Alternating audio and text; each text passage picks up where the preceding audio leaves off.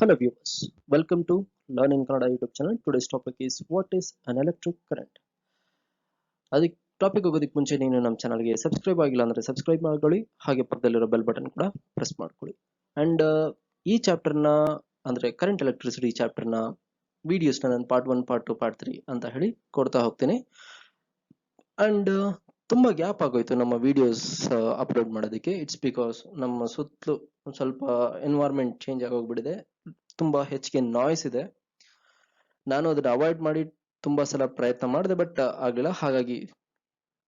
But anyhow ಇನ್ಮೇಲಿಂದ videos continues ಕೊಡ್ತಾ ಹೋಗೋಣ.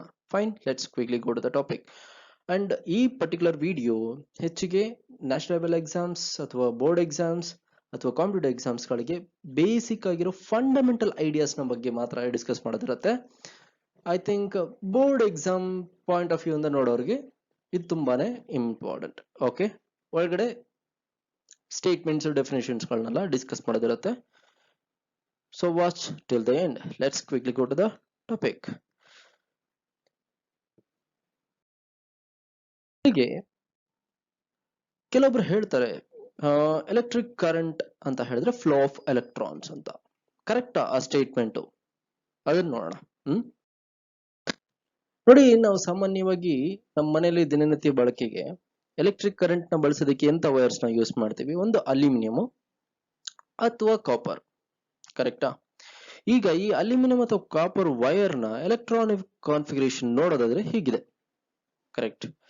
ಇದನ್ನ ಇನ್ನೊಂದು ಸ್ವಲ್ಪ ವಿಜುವಲೈಸೇಷನ್ ಮಾಡೋದಕ್ಕೋಸ್ಕರ ನಾನು ಇದನ್ನ ಕೊಡ್ತಾ ಇದ್ದೀನಿ. ಓಕೆ, ಈ ಕಾಪರ್ ಮತ್ತೆ ಅಲ್ಯೂಮಿನಿಯಂದು ಇದು ಶೆಲ್ ವೈಸ್ ಎಲೆಕ್ಟ್ರಾನ್ಸ್ ನಾವು ಫಿಲ್ ಮಾಡಿದೀವಿ ಇಲ್ಲಿ. ಓಕೆ, ಈಗ ಔಟರ್ ಮೋಸ್ಟ್ ಶೆಲ್ ನಲ್ಲಿ ನೋಡಿದ್ರೆ ಕಾಪರ್ ನಲ್ಲಿ ಎಷ್ಟು ಎಲೆಕ್ಟ್ರಾನ್ ಇದೆ? ಒಂದಿದೆ. ಅಲ್ಯೂಮಿನಿಯಂ ನಲ್ಲಿ 3 ಇದೆ. ಈ ಒಂದು ಇರೋದಕ್ಕೂ 3 ಇರೋದಕ್ಕೂ ಏನು ಉಪಯೋಗ ಅಥವಾ ಯಾವುದು ಬೆಸ್ಟ್ ನೋಡೋಣ ಮುಂದಕ್ಕೆ.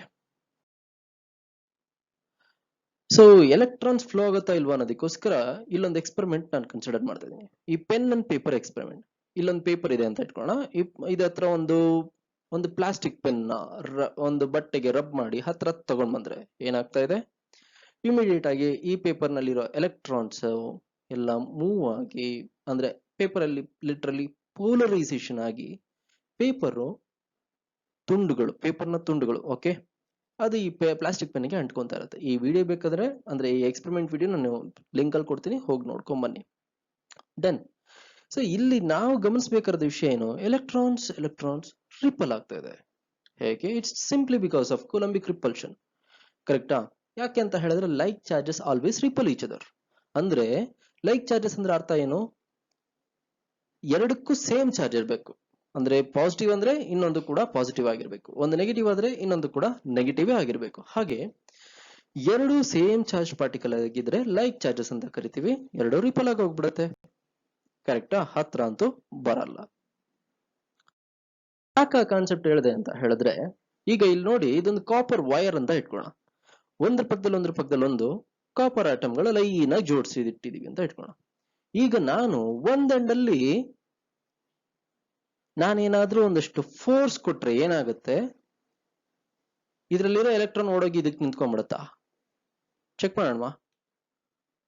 ಇಲ್ಲ, ನಾನೀಗ ಫೋರ್ಸ್ ಕೊಟ್ಟೆ, ಇದು ಕೊಟ್ಟಿದ ತಕ್ಷಣ ಅದೇ ಹೋಗ್ತಾ ಇದೆ. ಲೈಕ್ ಒಂದು 2-3 ಚೇರ್ನ ನಾವು ಪಕ್ಕದಲ್ಲಿ ಜೋಡಿಸಿಟ್ಬಿಟ್ಟು ಒಂದ್ ಕಡೆ ಇರೋ ಚೇರ್ನ ತಳ್ಳಿದ್ರೆ ಅನದರ್ ಎಂಡ್ ಅಲ್ಲಿ ಇರೋ ಚೇರು ಆಟೋಮೆಟಿಕಲಿ ಮೂವ್ ಆದಂಗೆ ಇದು ಕೂಡ ಮೂವ್ ಆಗ್ತಾ ಇದೆ. ಹೇಗಪ್ಪ ಅಂತ ಹೇಳಿದ್ರೆ ಇಟ್ಸ್ ಸಿಂಪ್ಲಿ ಬಿಕಾಸ್ ಕೂಲಂಬಿಕ್ ರಿಪಲ್ಷನ್. ಯಾಕಂದ್ರೆ ಇಲ್ಲೂ ಇರೋದು ಎಲೆಕ್ಟ್ರಾನೇ, ಇಲ್ಲೂ ಇರೋದು ಎಲೆಕ್ಟ್ರಾನೇ. ನೋಡಿ, ಎಲೆಕ್ಟ್ರಾನ್ ಎಲ್ಲಿ ಬೇಕಾದ್ರೂ ಇರ್ಬೋದು, ಸರಿನಾ? ಇಲ್ಲಿ ನನ್ನ ಪಿಕ್ಚರ್ ಅಲ್ಲಿ ಇಲ್ಲೇ ನಿಂತಿದೆ ಅಂತ ಹೇಳಿದ್ರೆ ಇಲ್ಲೇ ನಿಂತಿರಂಗೆ ಇರಬೇಕು ಅನ್ನೋ ಅವಶ್ಯಕತೆ ಇರೋದಿಲ್ಲ. ಡನ್. ಈಗ ನೆಕ್ಸ್ಟ್, ಹಾಗಾದ್ರೆ ಎಲೆಕ್ಟ್ರಾನ್ ಫ್ಲೋ ಆಗೋದಿಲ್ಲ, ನಾವು ನೋಡ್ಬಿಟ್ವಿ. ಈಗ ಎಲೆಕ್ಟ್ರಾನ್ ಆಟಮ್ ನಲ್ಲೇ ಇರುತ್ತೆ. ಹಾಗಾದ್ರೆ ಇನ್ನೇನಾಗುತ್ತೆ? ಇದೊಂದು ಕ್ಲಾಸ್ ರೂಮ್ ನ ಇಮ್ಯಾಜಿನ್ ಮಾಡ್ಕೊಳ್ಳೋಣ. ಸಿ, ಕ್ಲಾಸ್ ರೂಮ್ ನಲ್ಲಿ ಟೀಚರ್ ಬೋರ್ಡ್ ಹತ್ರ ಇರ್ತಾರೆ. ಫಸ್ಟ್ ಬೆಂಚ್ ಅಲ್ಲಿ ಇರೋ ಸ್ಟೂಡೆಂಟ್ಸ್ ಎಲ್ಲ ತುಂಬಾ ಅಟೆನ್ಷನ್ ಇರುತ್ತೆ. ಈಗ ಲಾಸ್ಟ್ ಬೆಂಚ್ ಸ್ಟೂಡೆಂಟ್ಸ್ ಎಲ್ಲ ನೀವು ನೋಡಿದ್ರೆ ಸಾಮಾನ್ಯವಾಗಿ ತಲೆಹರಟೆ ಮಾಡ್ತಾ ಇರ್ತಾರೆ. ಅಂಡ್ ಇಲ್ಲಿ ಒಂದು ಟ್ವಿಸ್ಟ್ ಏನಪ್ಪಾ ಅಂತ ಹೇಳಿದ್ರೆ, ಲಾಸ್ಟ್ ಬೆಂಚ್ ಸ್ಟೂಡೆಂಟ್ಸ್ ಎಲ್ಲ ಫ್ರೆಂಡ್ಸ್ ಆಗಿದ್ರೆ ಮಾತ್ರನೇ ಈಸಿಯಾಗಿ ತಲೆಹರಟೆ ಮಾಡ್ತಾ ಇರ್ತಾರೆ. ಒಂದ್ ವೇಳೆ ಯಾರಿಗೂ ಒಬ್ರಿಗೊಬ್ರು ಆಗ್ದಿರೋರು, ಒಬ್ರಿಗೊಬ್ರು ಹೇಟ್ ಎನಿಮೀಸ್ ಗಳನ್ನ ಪಕ್ಕದಲ್ಲಿ ಕೂಸಿದೀವಿ ಅಂತ ಹೇಳಿದ್ರೆ ಅವ್ರ ತಲೆಹರಟೆ ಮಾಡಕ್ಕಾಗತ್ತಾ ಅಂತ ಕೇಳಿದ್ರೆ ಇಟ್ಸ್ ಅ ಬಿಗ್ ಕ್ವಶನ್. ಕರೆಕ್ಟಾ? ಯಾರಾದ್ರೂ ತಲಹಟೆ ಮಾಡಕ್ ಹೋದ್ರೆ ಮಿಕ್ಕವರೆಲ್ಲ ಸೇರ್ಕೊಂಡು ಟೀಚರ್ಗೆ ಹಾಕೊಟ್ಬಿಡ್ತಾರೆ. ಸೊ ಲಾಸ್ಟ್ ಬೆಂಚ್ ಅಲ್ಲಿ ಜಾಸ್ತಿ ಜನ ಒಬ್ರಿಗೊಬ್ರು ಆಗ್ದಿರೋರು ಇದ್ದಷ್ಟುನು ತೀಟ್ಲೆ ಮಾಡೋದು ಕಷ್ಟ ಆಗತ್ತೆ ಅಲ್ಲಿರೋರ್ಗೆ, ಕರೆಕ್ಟ್. ಅಂಡ್ ಅವ್ರೇನಾದ್ರೂ ಸಿಂಗಲ್ ಆಗಿದ್ರೆ ಅವ್ರು ಈಸಿಯಾಗಿ ಪಕ್ಕದಲ್ಲಿ ಇಲ್ಲೊಂದು ಡೋರ್ ಇದೆ ಅಂತ ಇಟ್ಕೊಳ್ಳೋಣ, ಈಸಿಯಾಗಿ ಹೊರಗಡೆ ಹೋಗಿ ಬಂದ್ಬಿಡ್ಬೋದು, ಕರೆಕ್ಟಾ. ಸೊ ಅವರಿಂದ ಎಷ್ಟು ಬೇಕಾದ್ರೂ ತಲಹಟೆ ಮಾಡ್ಲಿಕ್ಕೆ ಆಗತ್ತೆ. ಡನ್. ಯಾಕೆ ಈ ಸ್ಟೋರಿ ಹೇಳಿದೆ ನೆಕ್ಸ್ಟ್ ನೋಡೋಣ. ಈಗ ಎಲೆಕ್ಟ್ರಿಕ್ ಕಂಡಕ್ಟಿವಿಟಿ ಇವು ಪೂರ್ತಿ ಕೂಡ ಸೆಟ್ ಆಫ್ ಸ್ಟೇಟ್ಮೆಂಟ್ಸ್, ನೀವು ನೋಟ್ ಮಾಡ್ಕೊಳ್ಳಿ, ಮುಂದಿನ ಅನಿಮೇಷನ್ಸ್ ಗಳಲ್ಲಿ ಇದನ್ನ ನಾವು ಡಿಸ್ಕಸ್ ಮಾಡೋದಿರುತ್ತೆ. ಓಕೆ. ಸೊ ಮೊದಲಿಗೆ ಎಲೆಕ್ಟ್ರಿಕ್ ಕಂಡಕ್ಟಿವಿಟಿ ಅಂದ್ರೆ ಏನು? Is the measure of ability to allow transfer of an electric charge. ಏನಿದು ಇದೊಂದು ಸ್ವಲ್ಪ ಇಂಗ್ಲಿಷ್ ನಲ್ಲಿ ಹಂಗಿಂಗ್ ಇದೆಯಲ್ಲ ಅಂತ ಹೇಳಿದ್ರೆ, ಇದಕ್ಕೆ ನಾನು ಒಂದು ಸಣ್ಣ ಎಕ್ಸಾಂಪಲ್ ಕೊಡ್ತೀನಿ. ಸರಿ, ನಿಮ್ ಪಾಕೆಟ್ ಅಲ್ಲಿ ದುಡ್ಡು ಇದೆ ಅಂತ ಇಟ್ಕೊಳ್ಳ. ಆ ದುಡ್ಡು RBI ಪ್ರಿಂಟ್ ಮಾಡಿರೋದು ಅಲ್ವಾ, ರಿಸರ್ವ್ ಬ್ಯಾಂಕ್ ಆಫ್ ಇಂಡಿಯಾ. ಅವ್ರು ಪ್ರಿಂಟ್ ಮಾಡಿದ್ ನಿಮ್ ಕೈಗೆ ಹೆಂಗ್ ಬಂತು ದುಡ್ಡು? ಬ್ಯಾಂಕ್ ನಿಮ್ ಕೈ ಕೊಡ್ತಾ? ಡೆಫಿನೆಟ್ಲಿ ಇಲ್ಲ. ಒಂದು ನಿಮ್ಮ ಅಪ್ಪನೋ ನಿಮ್ಮ ಅಮ್ಮನೋ ಅಂಗಡಿಯವರೋ ಯಾರೋ ಒಬ್ರು ನಿಮ್ಮ ನೇಬರಿಂಗ್ ಪರ್ಸನ್ ನಿಮ್ಗೆ ಕೊಟ್ಟಿರ್ತಾರೆ, ಕರೆಕ್ಟ್. ಬಟ್ ಆ ದುಡ್ಡನ್ನ ಪ್ರಿಂಟ್ ಮಾಡಿದ್ ಮಾತ್ರ ಯಾರು? Government of India, reserve bank, correct ಅಲ್ವಾ. ಈಗ ರಿಸರ್ವ್ ಬ್ಯಾಂಕ್ ಇಂದ ನಿಮ್ಮ ಕೈಗೆ ಹೇಗ್ ದುಡ್ಡು ಬಂತು? ಒಂದು ವ್ಯಕ್ತಿಯಿಂದ ಇನ್ನೊಂದು ವ್ಯಕ್ತಿಗೆ, ಇನ್ನೊಂದು ವ್ಯಕ್ತಿಯಿಂದ ಇನ್ನೊಂದು ವ್ಯಕ್ತಿಗೆ ಆ ದುಡ್ಡು, ಇಂಗ್ಲಿಷ್ ನಲ್ಲಿ ಹೇಳಿದರೆ ಕರೆನ್ಸಿ, ಅದು ವ್ಯಕ್ತಿಯಿಂದ ವ್ಯಕ್ತಿಗೆ ಟ್ರಾನ್ಸ್ಫರ್ ಅಂದ್ರೆ ಅಂದ್ರೆ ಮೂಲಕ ಬದಲಾಯಿಸ್ಕೊಂಡು ಬಂದಿದೆ, ಕರೆಕ್ಟ್ ಅಲ್ವಾ. ಈಗ ಆ ದುಡ್ಡು ವ್ಯಕ್ತಿ ಇಲ್ದೇರೆ ಬರ್ಲಿಕ್ಕೆ ಸಾಧ್ಯ ಇಲ್ಲ. ಡೈರೆಕ್ಟ್ ಆಗಿ RBI ಬ್ಯಾಂಕ್ ಇಂದ ನಿಮ್ಮ ಪಾಕೆಟ್ಗೆ ಬರ್ಲಿಕ್ಕಾಗತ್ತಾ ಅಂತ ಹೇಳಿದ್ರೆ ಇಲ್ಲ. ಒಬ್ಬ ವ್ಯಕ್ತಿಯಿಂದ ಇನ್ನೊಬ್ಬ ವ್ಯಕ್ತಿಗೆ ಟ್ರಾನ್ಸ್ಫರ್ ಆಗೋದ್ರ ಮೂಲಕನೇ ಬರ್ಲಿಕ್ಕೆ ಸಾಧ್ಯ. ಹಾಗಾದ್ರೆ ಇಲ್ಲಿ ವ್ಯಕ್ತಿ ದುಡ್ಡನ್ನ ಟ್ರಾನ್ಸ್ಫರ್ ಮಾಡ್ತಾ ಇದ್ದಾರೆ, ಕರೆಕ್ಟಾ. ಹಾಗೆ ಇದನ್ನೇ ನಾವು ಕರೆನ್ಸಿ ಫ್ಲೋ ಅಂತ ಕರಿತೀವಿ. ಇಲ್ಲಿ ಏನಾಗ್ತಾ ಇದೆ, ಮೆಟೀರಿಯಲ್ ಕೇಸಿಗೆ ಬಂದಾಗ ಇಲ್ಲಿ ನಮ್ಮ ಹತ್ರ ಹೇಗೆ ದುಡ್ಡು, ಇಲ್ಲಿ ಎಲೆಕ್ಟ್ರಿಕ್ ಚಾರ್ಜ್ ಟ್ರಾನ್ಸ್ಫರ್ ಆಗ್ತಾ ಇದೆ. ಯಾರಿಂದ ಯಾರಲ್ಲಿ ಟ್ರಾನ್ಸ್ಫರ್ ಆಗ್ತಾ ಇದೆ? ಎಲೆಕ್ಟ್ರಾನ್ಸ್ ಗಳ ಮೂಲಕ ಟ್ರಾನ್ಸ್ಫರ್ ಆಗ್ತಾ ಇದೆ, ಓಕೆನಾ. ಹೀಗೆ ಈ ಎಲೆಕ್ಟ್ರಿಕ್ ಚಾರ್ಜ್ ಟ್ರಾನ್ಸ್ಫರ್ನೇ ನಾವೇನಂತ ಕರಿತಾ ಇದೀವಿ? ಎಲೆಕ್ಟ್ರಿಕ್ ಕರೆಂಟ್ ಅಂತ ಕರಿತಾ ಇದೀವಿ. ಹಾಗೆ ಎಷ್ಟು ಎಲೆಕ್ಟ್ರಿಕ್ ಚಾರ್ಜ್ ಬೇಗನೆ ಟ್ರಾನ್ಸ್ಫರ್ ಆಗುತ್ತೋ ಅಥವಾ ಎಷ್ಟು ಈಸಿಯಾಗಿ ಆಗುತ್ತೋ ಅದನ್ನ ನಾವೇನಂತ ಕರಿತಾ ಇದೀವಿ? ಎಲೆಕ್ಟ್ರಿಕ್ ಕಂಡಕ್ಟಿವಿಟಿ ಅಂತ ಕರಿತಾ ಇದೀವಿ. ಸೊ ಎಲೆಕ್ಟ್ರಿಕ್ ಕಂಡಕ್ಟಿವಿಟಿ ಅಂದ್ರೆ ಏನು? ಒಂದು ಮೆಟೀರಿಯಲ್ ನಲ್ಲಿ ಎಷ್ಟು ಈಸಿಯಾಗಿ ಎಲೆಕ್ಟ್ರಿಕ್ ಚಾರ್ಜ್ಗಳು ಟ್ರಾನ್ಸ್ಫರ್ ಆಗ್ಲಿಕ್ಕೆ ಸಾಧ್ಯ, ಅಷ್ಟೇ. ಡನ್. ಮುಂದಕ್ಕೆ ನೋಡೋಣ. ಈಗ ಅದೇ ಎಕ್ಸ್ಪೆರಿಮೆಂಟ್ ನೋಡಿ, ಇಲ್ಲೊಂದು ನಾನು ಚಾರ್ಜ್ ಕೊಡ್ತೀನಿ ಇದಕ್ಕೆ, ಅದು ಇಲ್ಲಿ ಕೊಟ್ಟಿದ್ಮೇಲೆ ಎಷ್ಟು ಈಸಿಯಾಗಿ ಇದಕ್ಕೆ ಟ್ರಾನ್ಸ್ಫರ್ ಆಯ್ತು, ಓಕೆನಾ. ಇನ್ನೊಂದು ಸ್ವಲ್ಪ ನೆಕ್ಸ್ಟ್ ಅನಿಮೇಷನ್ ಅಲ್ಲಿ ಇನ್ನೂ ಡೀಟೇಲ್ಡ್ ಆಗಿ ನಿಮ್ಗೆ ಅರ್ಥ ಆಗುತ್ತೆ. ಸೊ ಇಲ್ಲಿ ನಾವು ಹೇಳ್ತಾ ಇದೀವಿ, ಹಾಗಾದ್ರೆ ಕಂಡಕ್ಟಿವಿಟಿ ಯಾವ್ದ್ರ ಮೇಲೆ ಡಿಪೆಂಡ್ ಆಗುತ್ತಪ್ಪ ಅಂತ.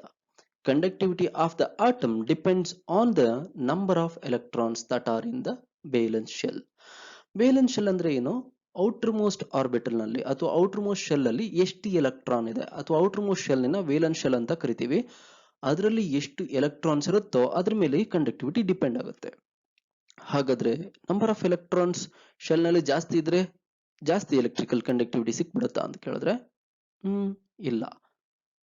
ಅದನ್ನೇ ಇಲ್ಲಿ ಕೆಳಗಡೆ ನೆಕ್ಸ್ಟ್ ಲೈನ್ ಅಲ್ಲಿ ಹೇಳ್ತಾ ನೋಡಿ, when an atom has an 8 valence electrons in the valence shell is said to be complete and the atom is an insulator.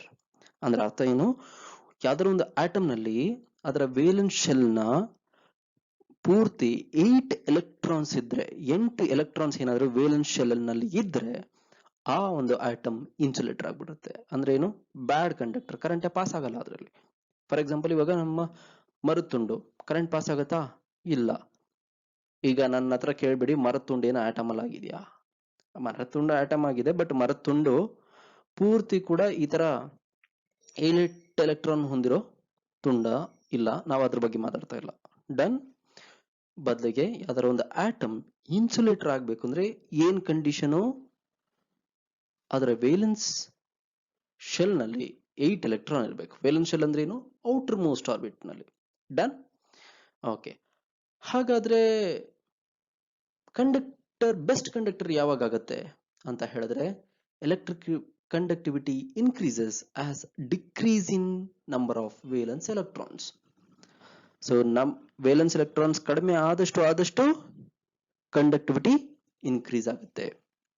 ಓಕೆನಾ? ಡನ್. ಹಾಗಾದ್ರೆ ಎಷ್ಟು ಕಡಿಮೆ ನಂಬರ್ ಅಂತ ಹೇಳಿ ಎಕ್ಸ್ಪೆಕ್ಟ್ ಮಾಡಕ್ಕಾಗತ್ತೆ? ಲೀಸ್ಟ್ ಇರೋದು ಒಂದೇ electron. So only one valence electron ಯಾವ atom ನಲ್ಲಿ ಇರುತ್ತೋ that becomes best conducting material. ಓಕೆನಾ? ಹಂಗ್ ನೋಡೋದಾದ್ರೆ ಯಾವ್ದಿದೆಯಪ್ಪ ಅಂತ ಹೇಳಿದ್ರೆ ಗೋಲ್ಡ್, ಸಿಲ್ವರ್ ಅಂಡ್ ಕಾಪರ್ಸ್ ಇವೆಲ್ಲ ಬೆಸ್ಟ್ ಕಂಡಕ್ಟಿಂಗ್ ಮೆಟೀರಿಯಲ್. ನೆನ್ಪಿಟ್ಕೊಳ್ಳಿ, ಇದು ಸಿಇಟಿಗೆ ಬರ್ಬೋದು, ಅಥವಾ 1 ಮಾರ್ಕ್ ಕ್ವೆಶ್ಚನ್ ಬೋರ್ಡ್ ಎಕ್ಸಾಮ್ ನಲ್ಲೂ ಬರ್ಬೋದು, ಅಥವಾ ನೀಟ್ ನಲ್ಲೂ ಬರ್ಬೋದು. ಕೆಳಗಿನವುಗಳಲ್ಲಿ ಯಾವುದು ಬೆಸ್ಟ್ ಕಂಡಕ್ಟರ್ ಅಥವಾ ಯಾವುದು ಬೆಸ್ಟ್ ಕಂಡಕ್ಟಿಂಗ್ ಮೆಟೀರಿಯಲ್ ಅಂತ ಕೇಳಿದ್ರೆ ನೋಡಿ, ಇವು ಮೂರಲ್ಲಿ ಯಾವ್ದಿದೆಯೋ ಅದು. ಡನ್. ನೆಕ್ಸ್ಟ್, ಈಗ ನಾವು ನೆಕ್ಸ್ಟ್ ಒಂದು ಎಕ್ಸ್ಪೆರಿಮೆಂಟ್ ನೋಡೋಣ. ಈಗ ಔಟರ್ ಮೋಸ್ಟ್ ಶೆಲ್ ನಲ್ಲಿ ಕಾಪರ್ ಅನ್ನು ನೋಡ್ತಾ ಇದ್ದೀನಿ, ಒಂದೇ ಇದೆ. ಅಲ್ಯೂಮಿನಿಯಂ ನೋಡ್ತಾ ಇದ್ದೀನಿ, 3 ಇದೆ. ಸೊ ಇದಿದ್ರೆ ಏನ್ ಸಮಸ್ಯೆ? ಯಾಕೆ 3 ಇದ್ರೆ ಕಡಿಮೆ ಆಗ್ಬೇಕು? ಯಾಕೆ ಒಂದಿದ್ರೆ ಬೆಸ್ಟ್ ಆಗಿ ಕಂಡಕ್ಟ್ ಮಾಡಬೇಕು? ಓಕೆನಾ? ನೋಡಿ, electrons are called charge carriers. ಅಂದ್ರೆ ಅವುಗಳಿಂದ ಚಾರ್ಜ್ ನ ಹೊರಲಿಕ್ಕೆ ಸಾಧ್ಯ. ಅದಕ್ಕೋಸ್ಕರ ನಾನು ಟ್ರಾಲಿ ಎಕ್ಸಾಂಪಲ್ ಕೊಡ್ತಾ ಇದ್ದೀನಿ. ಚಾರ್ಜ್ ನ ಹೊತ್ತು ತಿರುಗಾಡೋರು ಯಾರು? ಇಲ್ಲಿ ಎಲೆಕ್ಟ್ರಾನ್ಸ್. ಓಕೆ, ಸೊ ನಾನೇನ್ ಮಾಡ್ತೀನಿ, ಎಕ್ಸ್ಟರ್ನಲ್ ಆಗಿ ಚಾರ್ಜ್ ನ ಕೊಡಕ್ ಬರ್ತಾ ಇದ್ದೀನಿ. ಓಕೆ, ಎಕ್ಸ್ಟರ್ನಲ್ ಆಗಿ ಇಲ್ಲೊಂದು ಪ್ಲಗ್ ಗೆ ನಾನು ಒಂದು ವೈರ್ ಗೆ ಕನೆಕ್ಟ್ ಮಾಡಿ ಸ್ವಿಚ್ ಹಾಕ್ತೀನಿ ಅಂತ ಇಟ್ಕೊಳ್ಳೋಣ. ಆ ಸ್ವಿಚ್ ಮೂಲಕ ಎಲೆಕ್ಟ್ರಾನ್ಸ್ ನಿಂದ ಚಾರ್ಜ್ ಇದಕ್ಕೆ ಹರಿದು ಬರ್ತಾ ಇದೆ ನಮ್ಮ ವೈರ್ಗೆ. ಓಕೆ, ಸೊ ಹಂಗ್ ಕೊಟ್ಟಿದ ತಕ್ಷಣ ಏನಾಗ್ತಾ ಇದೆ, ಈ ಆಟಮ್ಗೆ ಆ ಚಾರ್ಜ್ಗಳು ಸಿಕ್ಕಿದೆ. ಈಗ ಇಲ್ಲಿ ನೋಡೋದಾದ್ರೆ ಇದು ನಮ್ಮ ಆ ಎಕ್ಸಾಂಪಲ್, ಕ್ಲಾಸ್ ರೂಮ್ ಎಕ್ಸಾಂಪಲ್ ನೋಡೋಣ. ಈಗ ಲಾಸ್ಟ್ ಬೆಂಚ್ ಅಲ್ಲಿ 3 ಜನ ಇದ್ದಾರೆ, ಒಬ್ರಿಗೊಬ್ರು ಆಗಲ್ಲ. ಈಗ ಇವನು ಈ ಚಾರ್ಜ್ ನ ನೆಕ್ಸ್ಟ್ ಪರ್ಸನ್ ಗೆ ಟ್ರಾನ್ಸ್ಫರ್ ಮಾಡ್ಬೇಕಂದ್ರೆ ಇವ್ರು ಇಬ್ರು ಕಣ್ ತಪ್ಪಿಸಿ ಕಷ್ಟ ಬಿದ್ದು ಟ್ರಾನ್ಸ್ಫರ್ ಮಾಡ್ಬೇಕು. ಬಟ್ ಇವನು ಹಂಗಲ್ಲ, ಈಸಿಯಾಗಿ ಹೋಗ್ಬೋದು. ಕರೆಕ್ಟಾ? ಸೊ ಹಂಗ್ ಮಾಡಿದಾಗ ಏನಾಗ್ತಾ ಇದೆ ನೋಡಿ, ಇವರಿಬ್ರು ಕೂಡ ಸೇಮ್ ಸ್ಪೀಡ್ ಅಲ್ಲೇ ಟ್ರಾನ್ಸ್ಫರ್ ಮಾಡ್ತಾ ಇದಾರೆ.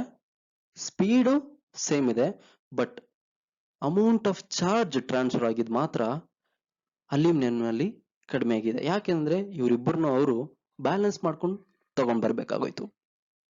ಕರೆಕ್ಟಾ? ಸೊ ಹಾಗಾಗಿ ಇಲ್ಲಿ ಒಂದು ವಿಷಯ ನಾವು ಗಮನಿಸಿದ್ವಿ, ದ ಸ್ಪೀಡ್ ರಿಮೈನ್ಸ್ ಸೇಮ್ ಎರಡರಲ್ಲೂ ಕೂಡ, but amount of charge transfer ಆಗಿರೋದು ಮಾತ್ರ ಡಿಫರೆನ್ಸ್ ಇದೆ. ಕರೆಕ್ಟಾ? ಸೊ ಅದನ್ನ ನಾವೇನ್ ಕರಿತಾ ಇದೀವಿ, ಆ speed of transfer of charge. ಅಂದ್ರೆ ಏನು, ಚಾರ್ಜ್ ಎಷ್ಟು ಸ್ಪೀಡ್ ಆಗಿ ಟ್ರಾನ್ಸ್ಫರ್ ಆಗ್ತಾ ಇದೆ ಅದನ್ನ ನಾವೇನಂತ ಕರಿತಾ ಇದೀವಿ, ಎಲೆಕ್ಟ್ರಿಕ್ ಕರೆಂಟ್. ಓಕೆನಾ? ಡನ್. ಸೊ ಹಾಗಾದ್ರೆ ಈ ಎಲೆಕ್ಟ್ರಿಕ್ ಕರೆಂಟ್ ನ ಹೆಂಗ್ ಕಂಡುಹಿಡಿಯೋದು? Rate of change of charge with respect to rate of change of time. So ಒಂದು ನಿರ್ದಿಷ್ಟ ಟೈಮ್ ನಲ್ಲಿ ಎಷ್ಟು ಚಾರ್ಜ್ ಟ್ರಾನ್ಸ್ಫರ್ ಆಯ್ತು, ಅಥವಾ ಚಾರ್ಜ್ ಎಷ್ಟು ಬೇಗನೆ ಟ್ರಾನ್ಸ್ಫರ್ ಆಯ್ತು. ಅರ್ಥ ಆಯ್ತಾ? ಸೊ ಅದನ್ನೇ ಎಲೆಕ್ಟ್ರಿಕ್ ಕರೆಂಟ್ ಅಂತ ಕರಿತಿದೀವಿ. ನೆಕ್ಸ್ಟ್, ಇಲ್ಲಿ ನಾವು ಡೆಲ್ಟಾ ಅಂತ ಹಾಕಿರೋದೇನು, change in charge divide by change in time. ಇದನ್ನ ನಾವು ಇನ್ಸ್ಟಂಟೇನಿಯಸ್ ಗೆ ತಗೊಂಡ್ ಬರೋದಾದ್ರೆ ಡೆಲ್ಟಾ ಇದ್ದಿದ್ದು ಡಿ ಆಗುತ್ತೆ, ಮುಗ್ದೋಯ್ತು. ಓಕೆನಾ? ಇದನ್ನ ಏನಾದ್ರು ಇಂಟಿಗ್ರೇಟ್ ಮಾಡ್ತಾ ಇದೀವಿ ಅಂತ ಹೇಳಿದ್ರೆ I is equal to Q by T ಹೀಗೂ ಬರೆದು ಬಿಡ್ಬೋದು. ಸೊ ಇದಿಷ್ಟು ಎಲೆಕ್ಟ್ರಿಕ್ ಕರೆಂಟ್ ಅಂತ ಅರ್ಥ ಆಯ್ತು. ಕರೆಕ್ಟಾ? ನೋಡಿ, whether it is copper or aluminium, current ಅಂತೂ ಸೇಮ್, ಬಟ್ ಚಾರ್ಜು ಅಷ್ಟೇ ಹೋಗ್ಬೇಕು ಅನ್ನೋ ಅವಶ್ಯಕತೆ ಇಲ್ಲ. ಈಗ ಇನ್ನೊಂದು ಸಣ್ಣ ಒಂದು ವಿಷಯ ನಿಮ್ ಮೈಂಡ್ಗೆ ಇರಬೇಕು ಅಂತ ಹೇಳ್ತಾ ಇದ್ದೀನಿ. ಇದೊಂದು ಕಾಪರ್ ಆಟಮ್ ಅಂತ ಇಟ್ಕೋಣ. ಈಗ ಒಂದು ಎಲೆಕ್ಟ್ರಾನ್ ಹೊರಗಡೆ ಜಂಪ್ ಆಗಿ ಬರ್ತಾ ಇದೆ. ಹಂಗ್ ಜಂಪ್ ಆಗಿ ಬಂದಾಗ ಬಂದಿರೋ ಎಲೆಕ್ಟ್ರಾನ್ ನಾವು ನೆಗೆಟಿವ್ ಚಾರ್ಜ್ ಅಂತ ಕರಿತೀವಿ. ಇದು ಇಂಜಿನಿಯರಿಂಗ್ ಯಾರು ಹೋಗ್ತಾರೋ ಅವ್ರಿಗೆ ಮುಖ್ಯ ಈ ಕಾನ್ಸೆಪ್ಟ್. ಅಂಡ್ ಯಾವ ಒಂದು ಆಟಮ್ ಎಲೆಕ್ಟ್ರಾನ್ ನ ಕಳ್ಕೊಂಡಿರುತ್ತೋ ಅದನ್ನ ನಾವೇನಂತ ಕರಿತೀವಿ, ಪಾಸಿಟಿವ್ ಚಾರ್ಜ್ ಅಂತ. ಯಾವುದೋ ಆಟಮ್ ನ ನೋಡಿ, ಅದನ್ನ ನಾವು ಹೋಲ್ಸ್ ಅಂತಾನೂ ಕರಿತೀವಿ. ಯಾವುದೋ ಆಟಮ್ ಎಲೆಕ್ಟ್ರಾನ್ ನ ಕಳ್ಕೊಂಡಿರ್ತಾರೋ ಅದನ್ನ ನಾವು ಹೋಲ್ ಅಂತಾನೂ ಕರಿತೀವಿ. ಫೈನ್. ಸೊ ಯಾವ ಡೈರೆಕ್ಷನ್ ಅಲ್ಲಿ ಕರೆಂಟ್ ಆಗರೆ ಫ್ಲೋ ಆಗುತ್ತಪ್ಪ ಅಂತ ಕೇಳಿದ್ರೆ ಯಾವಾಗ್ಲೂ ಪಾಸಿಟಿವ್ ನಿಂದ ನೆಗೆಟಿವ್ ಡೈರೆಕ್ಷನ್ಗೆ ಎಲೆಕ್ಟ್ರಿಕ್ ಕರೆಂಟ್ ಪಾಸ್ ಆಗುತ್ತೆ ಅಂತ ಹೇಳಿ ನಾವು ಕರಿತೀವಿ. ಓಕೆ, ನೆಕ್ಸ್ಟ್, ಈಗ ನಾನೇನ್ ಮಾಡ್ತಿದ್ದೀನಿ, ಈಗ ನಾನು ಹೇಳಿದೆ ಔಟರ್ ವೇ ಅಂದ್ರೆ ಔಟರ್ ಮೋಸ್ಟ್ ಶೆಲ್ ನಲ್ಲಿ ಅಥವಾ ವೇಲೆನ್ಸ್ ಶೆಲ್ ನಲ್ಲಿ 3 ಎಲೆಕ್ಟ್ರಾನ್ ಇದ್ರೆ ಏನಾಗುತ್ತೆ, 1 ಎಲೆಕ್ಟ್ರಾನ್ ಇದ್ರೆ ಏನಾಗುತ್ತೆ, charge transfer, number of charge transfer ಆಗೋದು ವೇರಿ ಆಗುತ್ತೆ. ಕರೆಕ್ಟಾ? ಈಗ ಅದನ್ನ ಯೂಸ್ ಮಾಡ್ಕೊಂಡು ನಾವು ಇನ್ನೊಂದು ಅಪ್ಲಿಕೇಶನ್ ನ ಜನರೇಟ್ ಮಾಡಿದೀವಿ.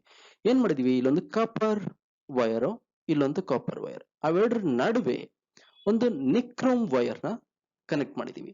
ಓಕೆನಾ? ಏನಿದು ನಿಕ್ರೋಮ್ ಅಂತ ಹೇಳಿದ್ರೆ ನಿಕ್ಕಲ್ ಮತ್ತೆ ಕ್ರೋಮಿಯಂ ಇವೆರಡನ್ನು ಮಿಕ್ಸ್ ಮಾಡಿದಂತ ವೈರ್.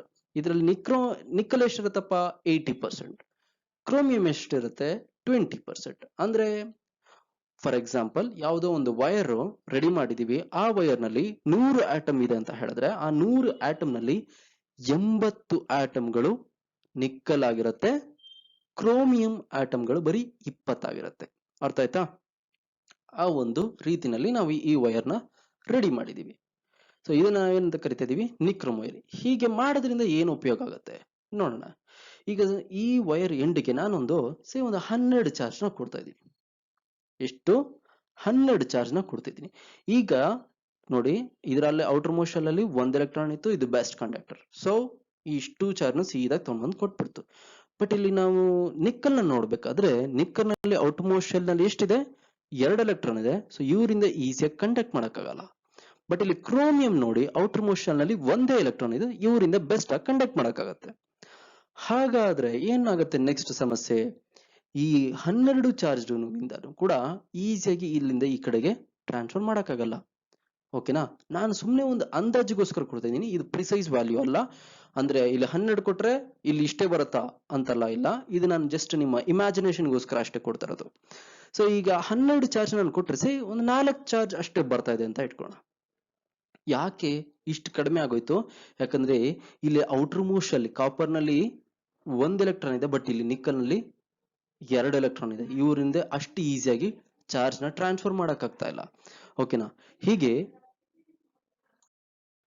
ಸೊ ಹಾಗಾಗಿ ಈ ನಿಕ್ಕಲ್ ಆಟಮ್ಗಳು ಅಷ್ಟು ಈಸಿಯಾಗಿ ಚಾರ್ಜ್ ಟ್ರಾನ್ಸ್ಫರ್ ಮಾಡಕ್ಕಾಗಲ್ಲ. ಸೊ ಒಂದು ರೀತಿನಲ್ಲಿ ಈ ಚಾರ್ಜ್ ಗಳನ್ನ ತಡೆದಂಗ ಆಗೋಯ್ತು. ನಂಬರ್ ಆಫ್ ಚಾರ್ಜ್ ಈಸಿಯಾಗಿ ಈ ಕಡೆ ಹೋಗಕ್ಕಾಗ್ದರೆ ತಡೆದಂಗಾಯ್ತು. ಸೊ ಈ ರೀತಿ ತಡೆದಾದ್ಮೇಲೆ ಒಂದಷ್ಟು ಚಾರ್ಜ್ ಹೋಗಿರುತ್ತೆ. ನೋಡಿ, ಹಿಂಗೆ ತಡೆದಾಗ ಚಾರ್ಜ್ ಏನು ವೇಗವಾಗಿ ಹೋಗ್ತಾ ಇದೆ, ಅದರ ಸ್ಪೀಡ್ ಅದು ಏನು ಕಡಿಮೆ ಆಗ್ತಾ ಇಲ್ಲ. ಅದು ಇಲ್ಲಿ ಎಷ್ಟಿತ್ತೋ ಇಲ್ಲೂ ಕೂಡ ಅಷ್ಟೇ ಇರುತ್ತೆ. ಯಾವುದು? ಫ್ಲೋ ಆಫ್ ಚಾರ್ಜ್ ಅಂದ್ರೆ ಎಲೆಕ್ಟ್ರಿಕ್ ಕರೆಂಟ್. ಅದರ ಎಲೆಕ್ಟ್ರಿಕ್ ಕರೆಂಟ್ ಅಂತೂ ಸೇಮ್ ಇರುತ್ತೆ, ಬಟ್ ನಂಬರ್ ಆಫ್ ಚಾರ್ಜ್ ಈ ಎಂಡಿಂದ ಈ ಎಂಡ್ಗೆ ಏನು ಹೋಗಿದೆ ಅದು ಮಾತ್ರ ಕಡಿಮೆ ಆಗಿದೆ. ಸೊ ಇಲ್ಲಿ ಚಾರ್ಜ್ ಇಷ್ಟಿದೆ. ನಾನು ಇಲ್ಲಿ ಏನೋ ಒಂದು ಉದಾಹರಣೆಗೆ ತಗೊಂಡಿದ್ದೀನಿ, 12 ಚಾರ್ಜ್. ಹಾಗಾದ್ರೆ ಇಲ್ಲಿನ ಪೊಟೆನ್ಶಿಯಲ್ 12 kQ/R. ಓಕೆ, ಇಲ್ಲಿ ಬರೀ 4 ಬಂದಿದೆ ಅಂತ ಇಟ್ಕೊಳ್ಳೋಣ. ಸುಮ್ಮನೆ ನಾನು ಊಹೆಗೋಸ್ಕರ ಕೊಡ್ತಾ ಇದ್ದೀನಿ. ಇದ್ರ ಎಷ್ಟಿದೆ? 4 kQ/R. ಅಂದ್ರೆ ಇಲ್ಲಿಂದ ಇಲ್ಲಿಗೆ ಹೋಗ್ಬೇಕಾದ್ರೆ ಚಾರ್ಜ್, ನಂಬರ್ ಆಫ್ ಚಾರ್ಜ್ ಹೋಗಿದೆ, ಏನಾದ್ರು ಕಡಿಮೆ ಆಗಿದೆ.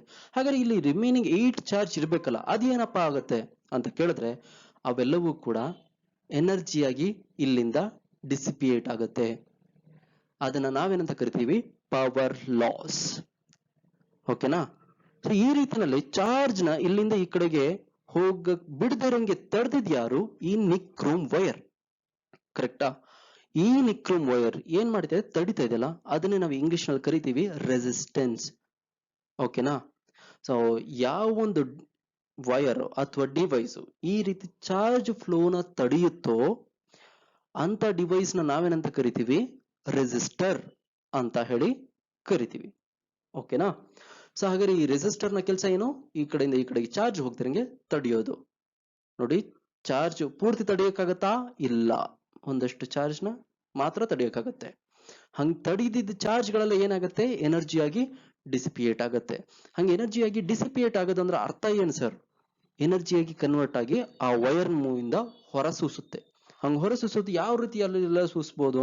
ಒಂದು ಹೀಟ್ ಆಗಿ ಬರ್ಬೋದು, ಲೈಟ್ ಆಗಿ ಬರ್ಬೋದು, ಅಥವಾ ಸೌಂಡ್ ಆಗಿನೂ ಬರಬಹುದು. ಅರ್ಥ ಆಯ್ತಾ? ಸೊ ಹೀಟ್ ಆಗಿ ಬರ್ಬೋದು ಅಂದ್ರೆ ನೀವು ಬೇಕಾದ್ರೆ ಲ್ಯಾಬ್ ಅಲ್ಲಿ ಬೇಕಾದ್ರೆ ಇದನ್ನ ಟೆಸ್ಟ್ ಮಾಡಿ ನೋಡಿ. ಒಂದು ರೆಸಿಸ್ಟರ್ಗೆ ಆ ಕಡೆ ಈ ಕಡೆ ಬ್ಯಾಟ್ರಿನ ಕನೆಕ್ಟ್ ಮಾಡಿ ನೋಡಿದ್ರೆ ಸ್ವಲ್ಪ ಹೊತ್ತಲ್ಲಿ ಆ ರೆಸಿಸ್ಟರ್ ಹೀಟ್ ಆಗಿರುತ್ತೆ. ಓಕೆನಾ? ಇದೆ ಆ ರೆಸಿಸ್ಟರ್. ಫೈನ್. ಈಗ ನೋಡ್ತಾ ಇದ್ವಿ ಇಲ್ಲಿ ಪೊಟೆನ್ಶಿಯಲ್ 12 ಇತ್ತು, ಇಲ್ಲಿ ನೋಡಿದ್ರೆ 4 ಇದೆ. ಇಲ್ಲಿಂದ ಇಲ್ಲಿಗೆ ಏನು ಪೊಟೆನ್ಶಿಯಲ್ ಕಡಿಮೆ ಆಗಿದೆಯಲ್ಲ, ಕಡಿಮೆ ಆದ್ರೆ ನಾವು ಇಂಗ್ಲಿಷ್ ನಲ್ಲಿ ಏನಂತ ಕರಿತೀವಿ, ಡ್ರಾಪ್ ಆಗ್ತಾ ಇದೆ, ಲೆಸ್ ಆಗ್ತಾ ಇದೆ ಅಲ್ವಾ. ಸೊ ಇದನ್ನೇ ನಾವೇನಂತ ಕರಿತೀವಿ, ಪೊಟೆನ್ಶಿಯಲ್ ಡ್ರಾಪ್. ಎಲ್ಲಾಗ್ತಾ ಇದೆ, ಅಕ್ರಾಸ್ ರೆಸಿಸ್ಟರ್ ಆಗ್ತಾ ಇದೆ, ಕರೆಕ್ಟಾ. ಅಥವಾ ಪೊಟೆನ್ಶಿಯಲ್ ಡಿಫರೆನ್ಸ್ ನೋಡಿ, ಇಲ್ಲಿ ಒಂದು ಪೊಟೆನ್ಶಿಯಲ್, ಇಲ್ಲಿ ಒಂದು ಪೊಟೆನ್ಶಿಯಲ್ ನ ಬದಲಾವಣೆ ಇದೆ. ಇಲ್ಲಿ 12 ಇದ್ರೆ ಸೇ ಇಲ್ಲಿ K Q by R same ಅಲ್ವಾ. ಸೊ ಇಲ್ಲಿಂದ ಇಲ್ಲಿಗೆ ಏನಿದೆ ಪೊಟೆನ್ಶಿಯಲ್ ನ ವ್ಯತ್ಯಾಸ, ಅದನ್ನ ನಾವೆಂತ ಕರಿತೀವಿ, ಪೊಟೆನ್ಶಿಯಲ್ ಡಿಫರೆನ್ಸ್. ಇದು ಯಾವ್ದ್ರ ಮೂಲಕ ಆಯ್ತು, ಈ ರೆಸಿಸ್ಟರ್ ನ ಮೂಲಕ ಆಯ್ತು, ಕರೆಕ್ಟಾ. ಸೊ ಈ ರೆಸಿಸ್ಟರ್ ನ ಸಿಂಬಲ್ ಆಗಿ ಇದನ್ನ ತೋರಿಸ್ತೀವಿ ನೋಡಿ, ಇದೆ ರೆಸಿಸ್ಟರ್ ನ ಸಿಂಬಲ್, ಈ ಬ್ಲಾಕ್ ಅಲ್ಲಿ ತೋರಿಸ್ತಾ ಇದೀವಲ್ಲ ಇದು. ಸೊ ಇದಿಷ್ಟು ಕಾನ್ಸೆಪ್ಟ್ ನಿಮ್ಗೆ ಅರ್ಥ ಆಗಿರುತ್ತೆ ಅನ್ಕೊಂತೀನಿ. ಸೊ ರೆಸಿಸ್ಟರ್ ಅಕ್ರಾಸ್ ಒಂದು ವಿಷಯ ಗಮನ ಹರಿಸಬೇಕಾರದೇನು, resistor across potential difference form ಆಗುತ್ತೆ. ಅದನ್ನ ನಾವೇನಂತ ಕರಿತೀವಿ, ವೋಲ್ಟೇಜ್ ಅಂತಾನು ಕರಿತೀವಿ, ಪೊಟೆನ್ಶಿಯಲ್ ಡ್ರಾಪ್ ಅಂತಾನು ಕರಿತೀವಿ.